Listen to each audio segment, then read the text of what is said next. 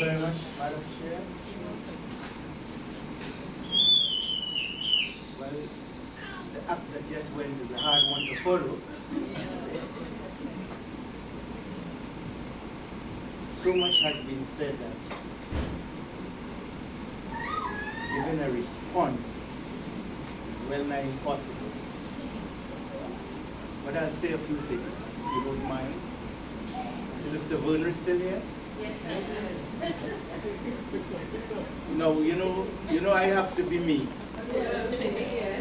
When they handed me the church bulletin at the colloquium Sabbath last Sabbath, and I looked at the affirmation of faith, there was a quote there, supposedly from Education, page 24.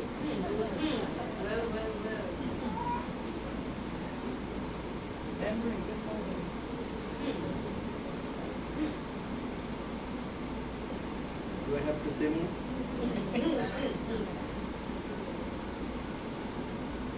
The reference is wrong. Ladies and gentlemen, this is a university. This is a university. As professors will punish students from the school, how could you put out your bulletin with such a serious error? It mashed up my Sabbath. It's not a joke, it spoiled my Sabbath. And I've been looking all week for that quote, and I cannot find it yet.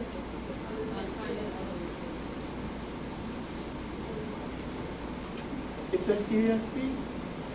It's a serious thing. But that's the only thing I'm going to talk about. That is on the negative side. But Mrs. Valley, thanks very much for the greeting from your husband and on behalf of your husband. But every Sabbath the bulletin has mistakes in it. Every Sabbath. Is a thing must stop. It must stop. A bulletin from the university every Sabbath has multiple mistakes.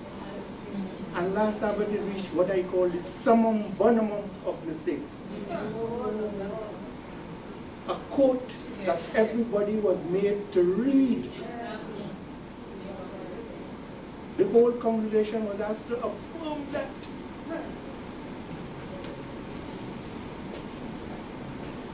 I went to the market on Sunday and I was negotiating the purchase of something.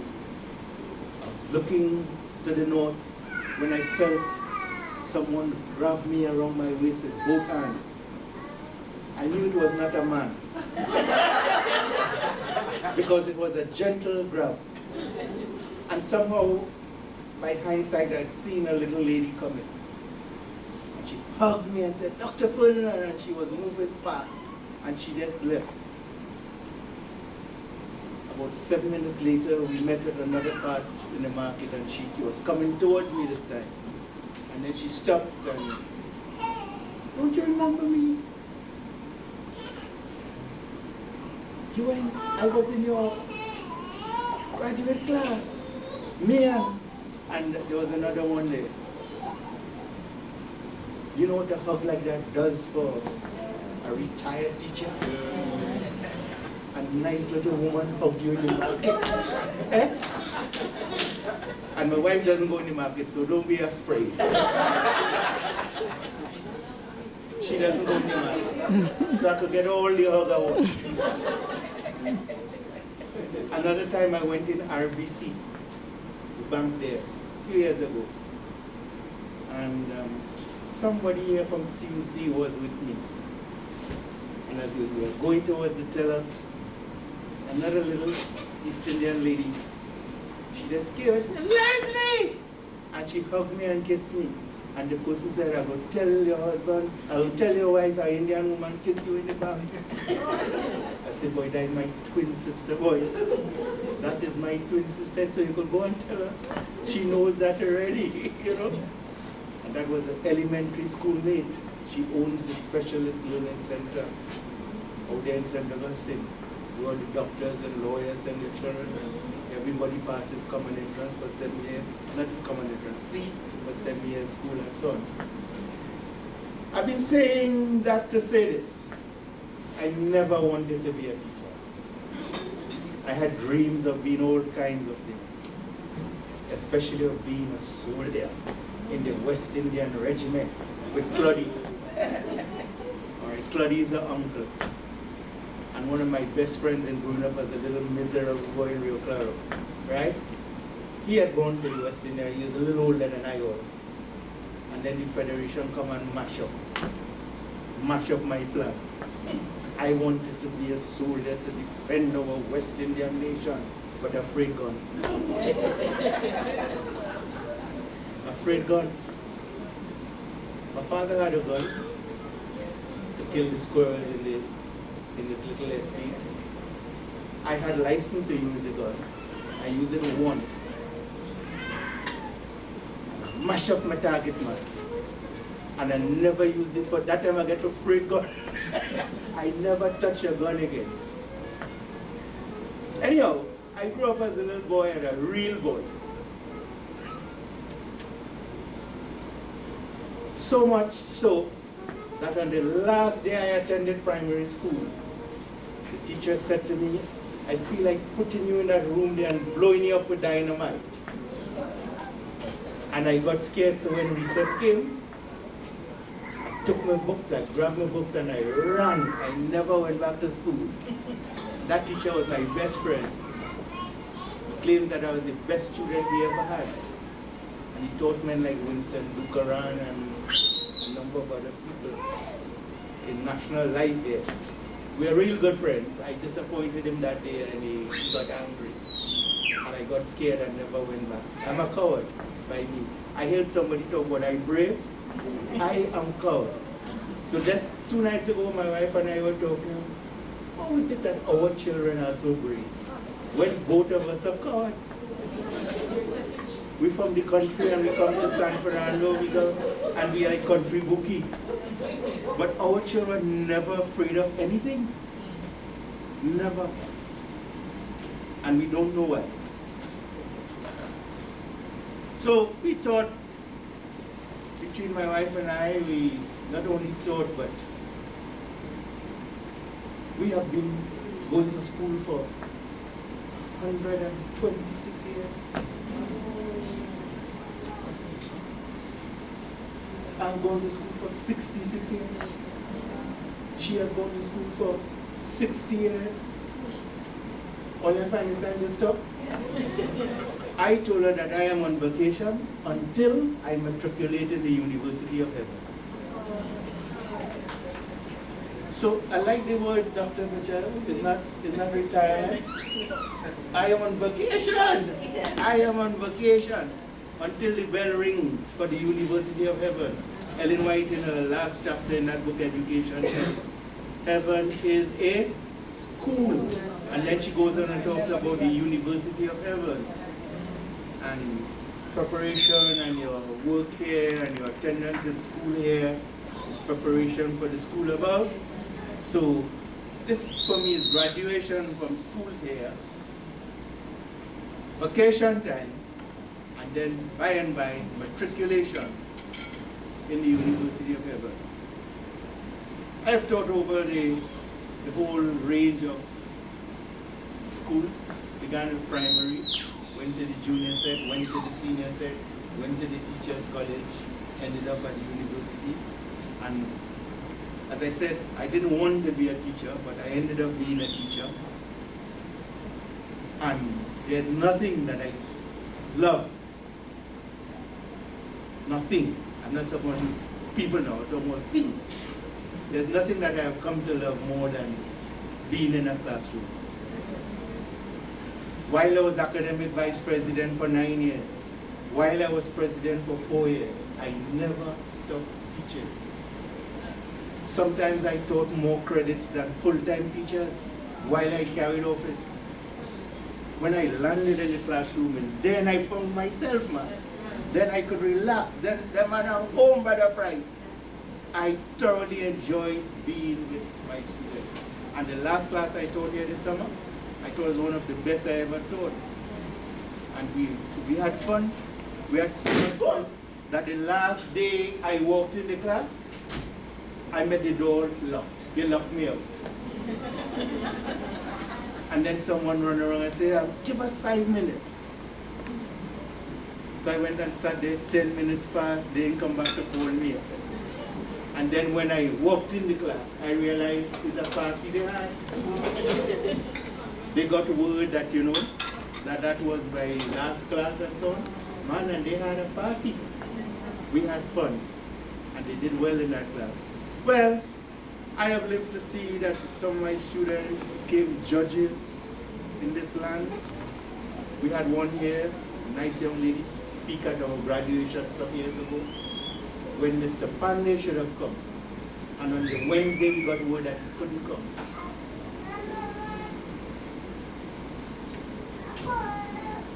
So we had to find a speaker for Sunday.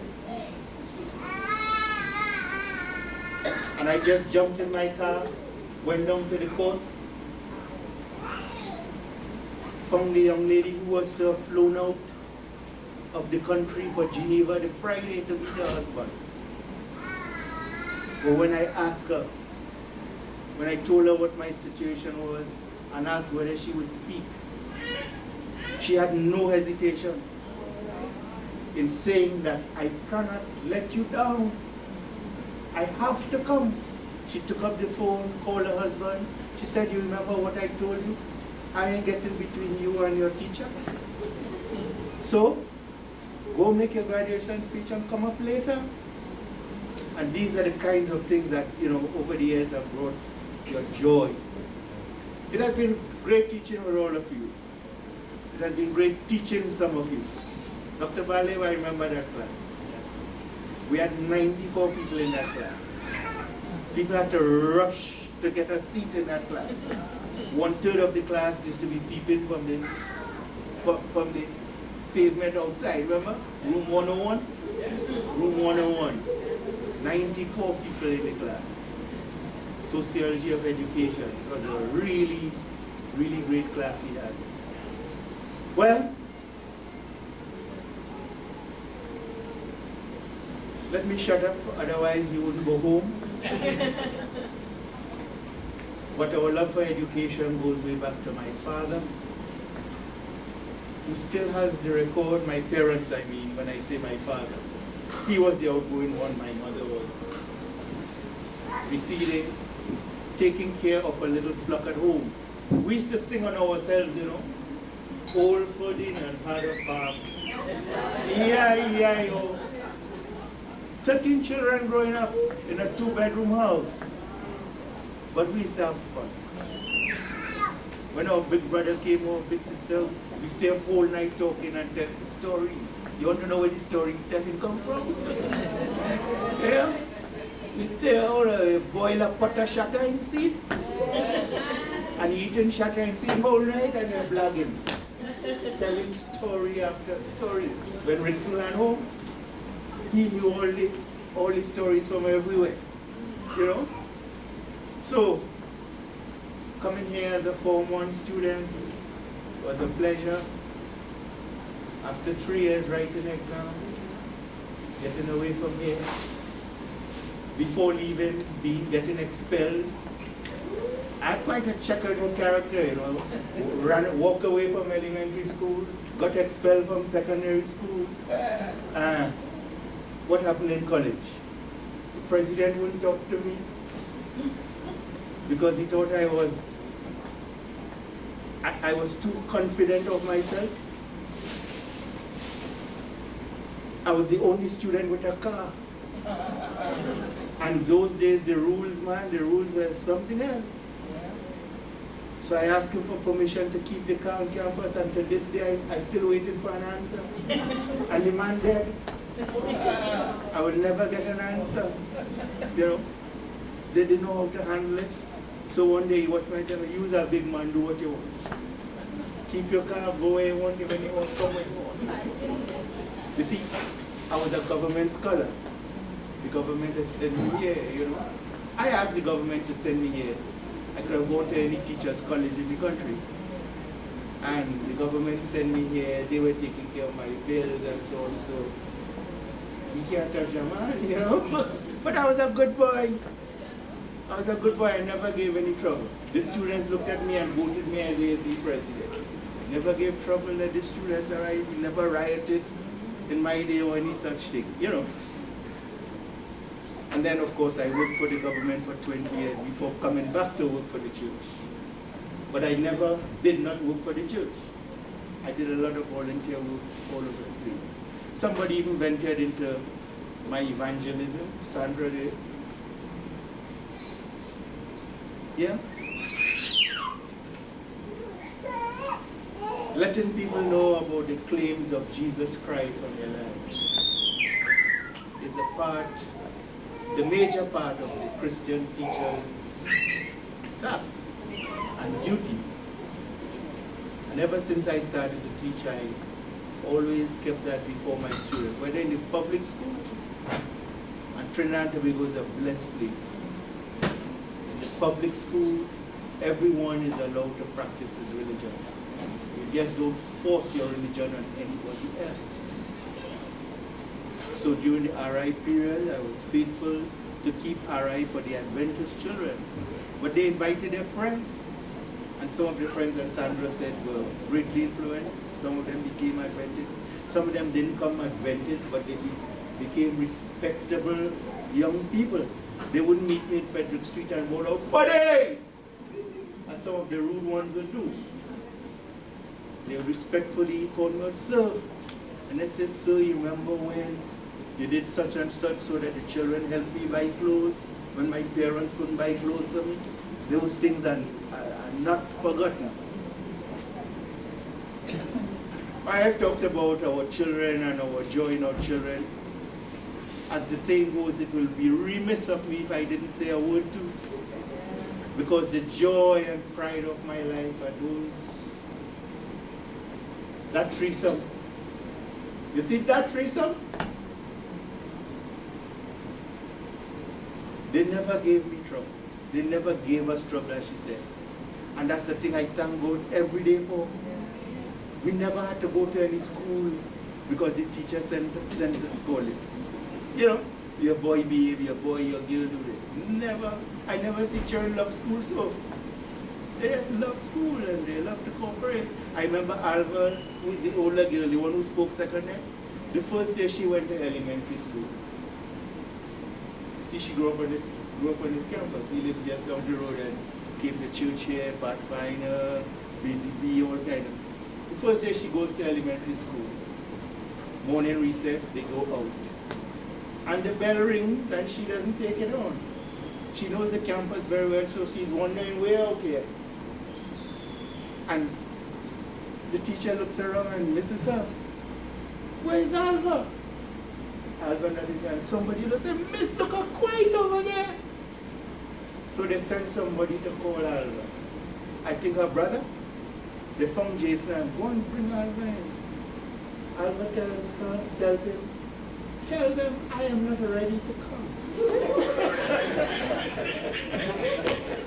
Tell them I am not ready to come. Independent spirit, but they're not rude. She just didn't understand at school, when the bell ring, you come. Child free, you never send them to preschool or anything. Tell them I'm not ready. So they've all done well, they have realized their dreams. In addition to not giving trouble, the Lord has blessed in such a way that those children, my mantra to them was, all your brain have to work for all you. They understood what I meant. I used to tell them, you see, Mommy and I, we teach, that's our work. Your work is to learn. Learn everything you could learn. And they took learning seriously. So that God blessed them with scholarship after scholarship after scholarship. Alva has 2 doctorates. 2 weeks ago, a second doctorate was conferred on her. She's just 30 years old. She has 2 doctorates. Middle East. Abdel is doing a residency, a specialization at the medical level. Jason is mixing his performance with, most of you have heard that the first group that the Russian government, first group of Americans ever invited by the Russian government to come to perform in Russia, in Moscow, was the Aeolians of Oakwood. And when he's interviewed on Moscow television and radio, they said, wait, we understand you were a little boy from Trinidad and Tobago. That little place that you cannot find on the map. How come?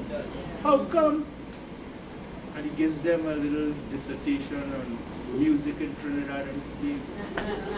That Trinidad and Tobago is a country with the most musicians per capita in the world. That's a fact. And then he takes the Aeolians into the World Choir Games and wins 3 gold medals in the 3 categories they enter, and come out #1 in the religious genre, so that the Aeolians of Oakwood is the #1 spiritual choir in the world. And overall, from an evaluation of 1,000 choirs by the World Choir Games organization, the Aeolians are overall number 16 choir in the world. How will you want me to feel good? Eh? How you want me to enjoy me? Or you want me to come back and work? No, man! It's time to be on vacation. It's time to be on vacation. When it's not in Trinidad, it's somewhere up the island, it's somewhere in Cleveland, Ohio, or it's somewhere in Alabama, or it's somewhere in Texas, somewhere in St. Croix. I mean, I enjoy my vacation, so I'm going to a funeral in St. Croix on Saturday.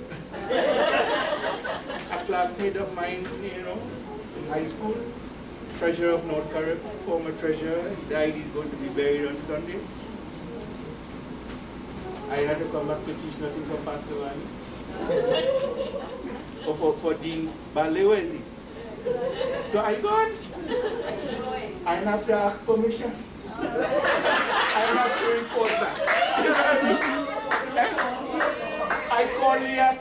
You know Liat, tell me? We could carry up this and but we don't know when we bring you back. You know? That's literally true. And then I'm going to stop talking after I say this one thing, Judith. So I decided to go to the funeral. But I ain't really in touch with any of my friends and so on in North Carib. I mean, I have a lot of them. So I called the conference office. Call, they answer, and I can't get it. So I told they were closed today because, you know, they're viewing up the bodies this afternoon. But Minister 2, or is it Minister 3? Minister 2 this afternoon. The operator answered. He said, listen, I want to come to the former treasurer's funeral. But they're looking for accommodation that is less expensive than your tourist hotels up there. Could the conference people say, yeah, sure. As soon as the president or the secretary come back from lunch, I'll tell them about it. So I say, well, probably the secretary of the president, you know, and the secretary of the... People are coming in for the funeral from all the islands. We're going to North Carib, it's 14 islands. Or used to be, anyhow. And with so many brethren coming in, they coordinating things to get accommodation. Within an hour, my phone rings. And it is the president of the conference himself who calls me. And he says, Dr. Foynan, you will be staying with me in my house.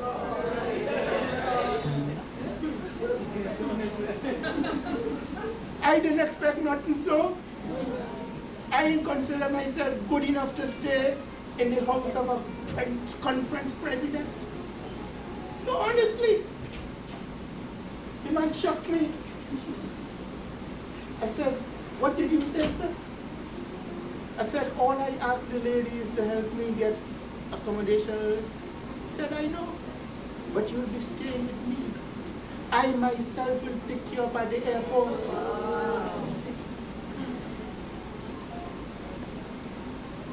I'll be traveling on Sabbath. So he says, the plane lands at 12:15. So wait there for me because I'll be at church somewhere. Somebody else will be preaching, but I wouldn't want to walk out and be preacher. But wait on me, and your Sabbath lunch is arranged in my house. On vacation. On vacation. On vacation till Jesus comes. Why does Pastor Silton do this? And he were never really close friends. I taught his wife in the primary school there. His father-in-law is a very great friend of mine. He got to love my wife and my children. So on his visit here, he'd come home.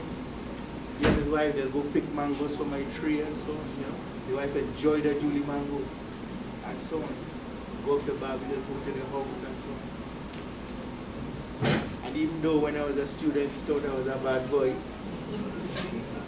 When we became big men, when I became a big man like he, we became the closest of friends.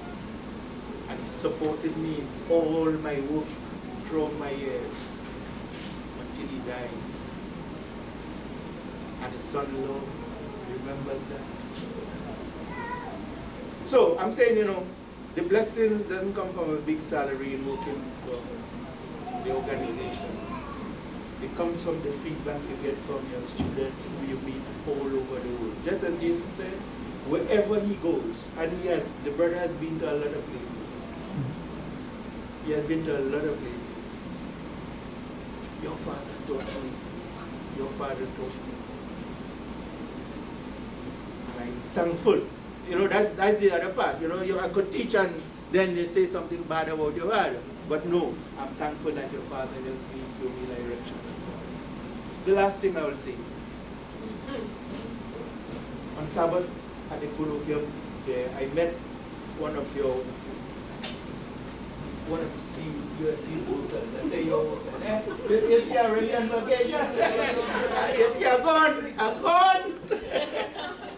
I met the guy for the first time. He was sitting behind me. I didn't know him.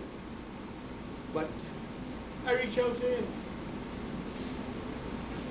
I started talking, and after the service, you know, we stood up in the sun there for an hour and a half after the service talking. You know, my wife wasn't there with me, so I hurried to go. I know she home, I know she run away and gone away. And then he began to share with me. He has a son who has just gotten results now. And he's about 17 and he's confused what his next step should be. Should he go do A-levels? Should he come USC to register? I'm telling you, you're talking to the right man. Just ask me to help you. And he asked me to help him. So on Monday morning, I spent 2 hours with his son. You know. What I want to tell you, don't be afraid for me. I will still be helping where I could. And when I was through with the son, the father came up and said, son, how is it? He says, I am satisfied. Daddy, I'm happy. And he was grinning from ear to ear. The young man who was so confused when his father left him 2 hours earlier. So he says to me, I want you to help my other son, you know, anytime. Because the other son isn't just something, but he's not so sure really that is what he wants to do. I have a master's degree in career counseling. I do.